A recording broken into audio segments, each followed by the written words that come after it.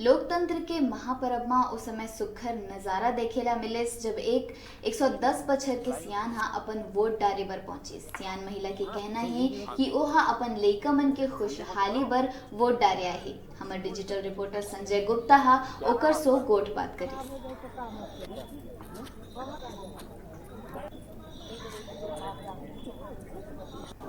हम बहुत दिन से देता है। काहे देते वोट?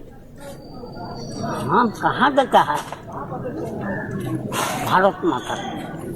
क्या चाहते हैं वोट देने से पहले? क्या सोचते हैं कि क्या सोचेगा? अपना परिवार सब अच्छा रहेगा। और क्या देखेगा? और क्या करेगा? किसमें आते हैं वोट देने?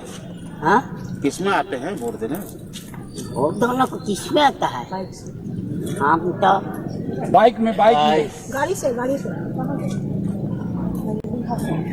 भारत माता। ठीक।